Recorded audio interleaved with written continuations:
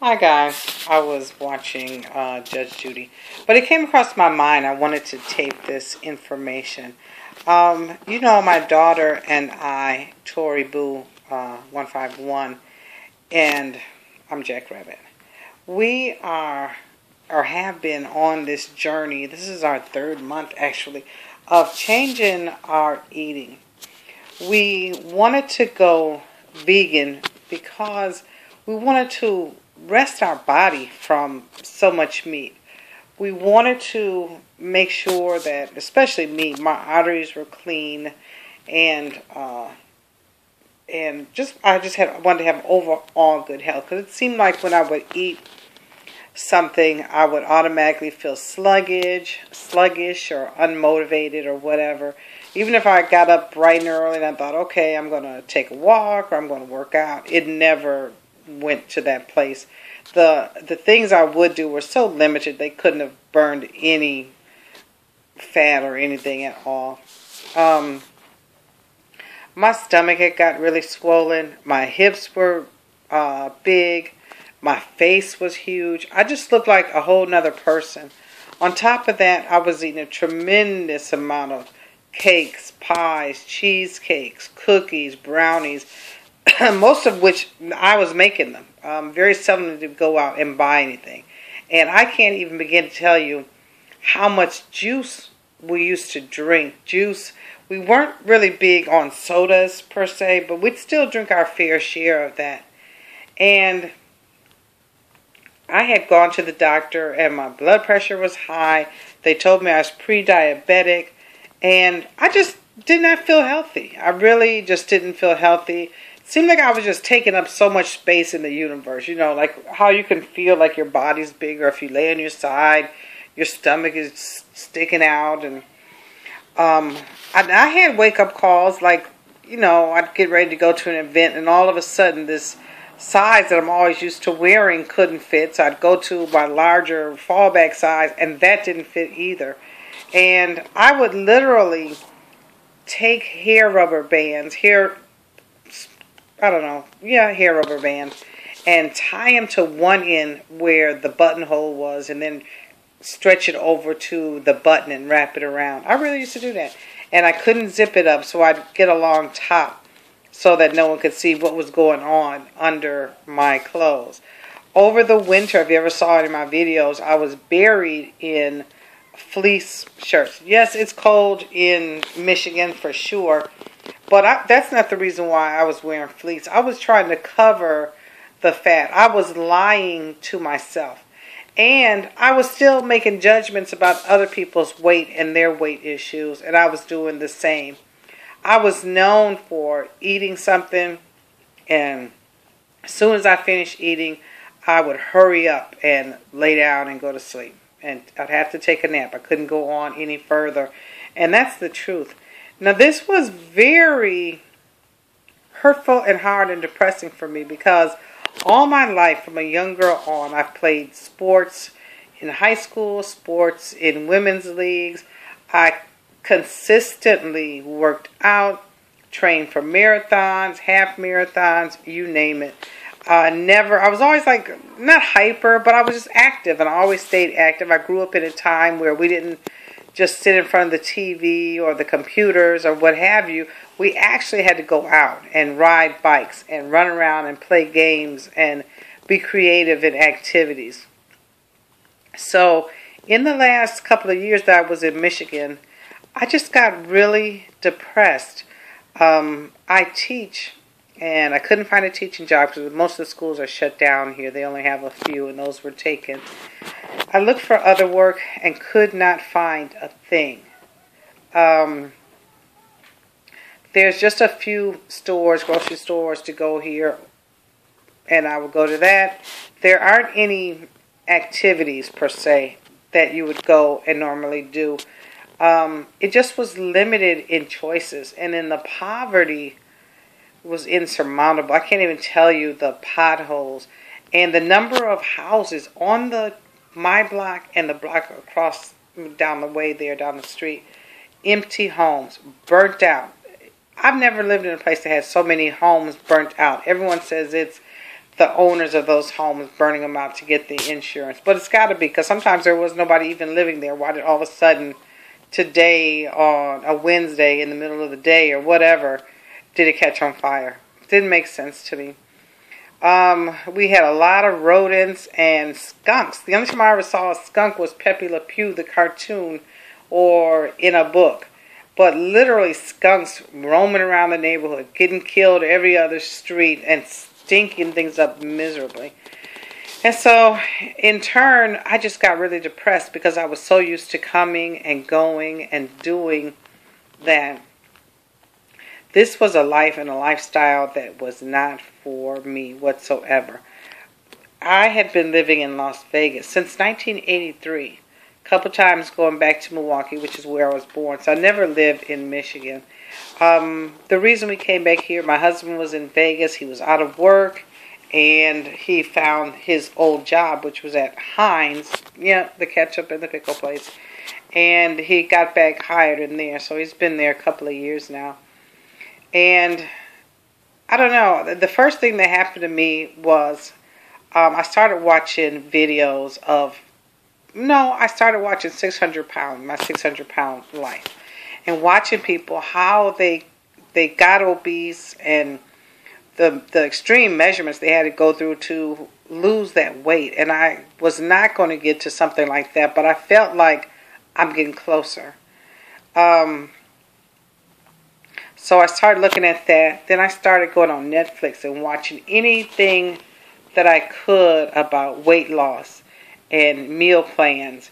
And yeah, they had the old Jenny Craig's and those type of things, but I didn't want to. I can cook very well, so I didn't want to have to order my food out. I was not going to sit up and count calories all the time.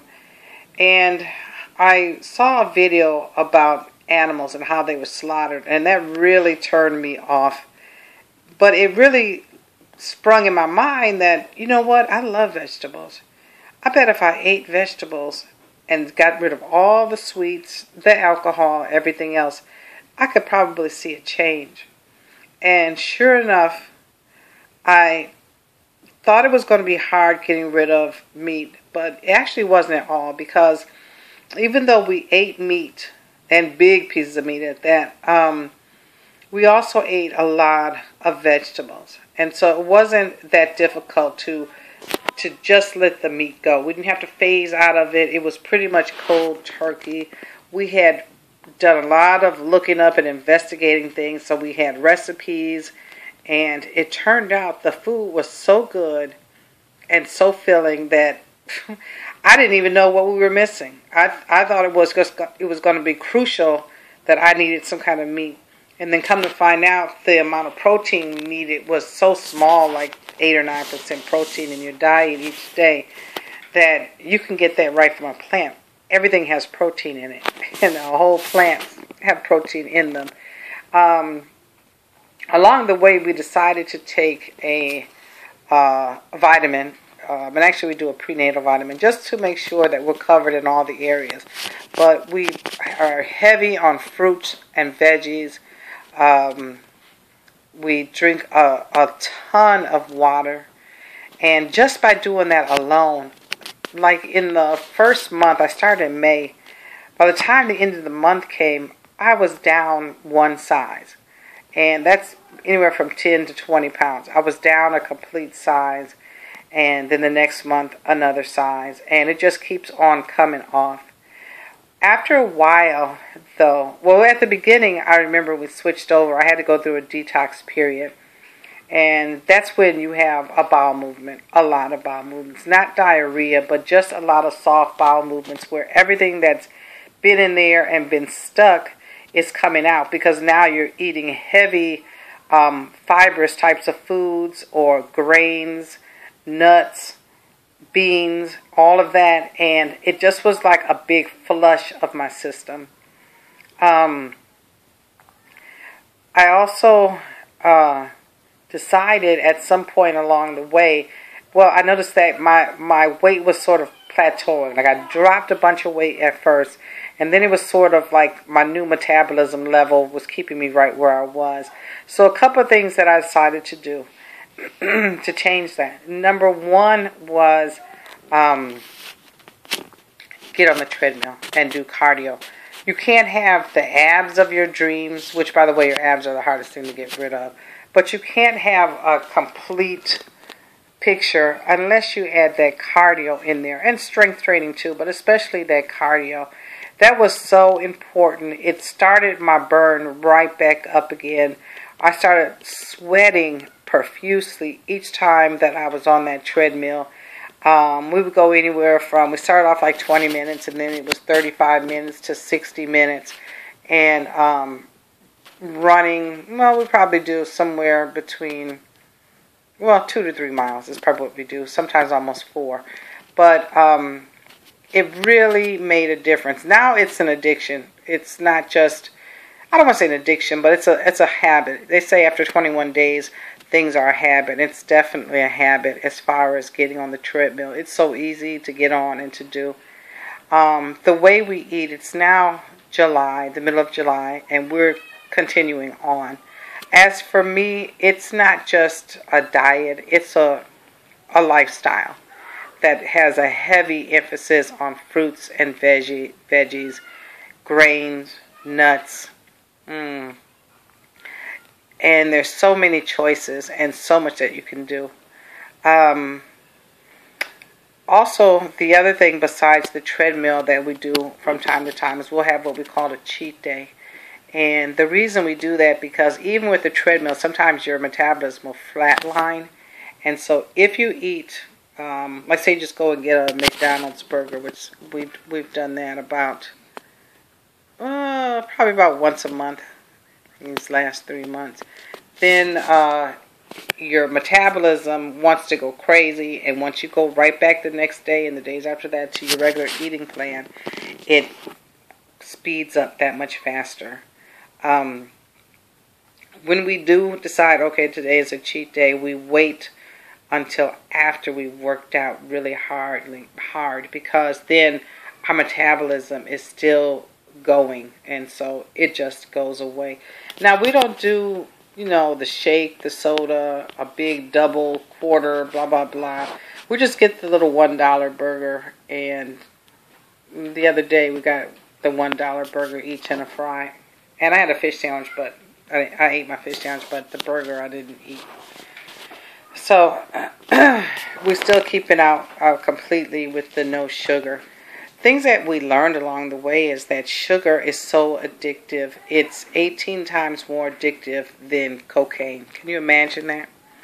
And the movie that really has inspired me and re-inspired me the most was Forks Over Knives. If you don't see this movie, I don't know what's wrong with you.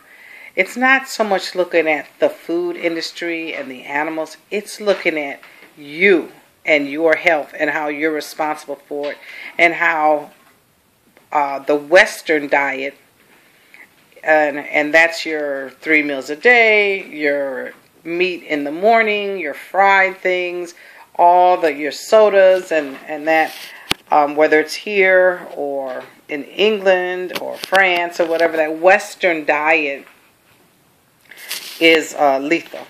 It's absolutely lethal. It really got me thinking. They showed a lot of graphs, and they explained everything and broke it down to the smallest level. They even showed a study where the scientists took a look at Norway, and they showed that their rate of heart attacks, strokes, diabetes, high blood pressure was very high in the 20s, and it stayed high, had some little dips high and low, until in 1939, where the Nazis took over, and they took away the meat that everyone was eating and kept it for themselves, and left a lot of plants and grains for the people, even though they took some of that too, and the people had no choice but to eat less. The amount of chronic diseases dropped tremendously. It dropped all the way down until people were at their very lowest point. So what I'm saying to you is, watch that movie, Knives Over Forks, and make a change in your diet as well. Have a great day.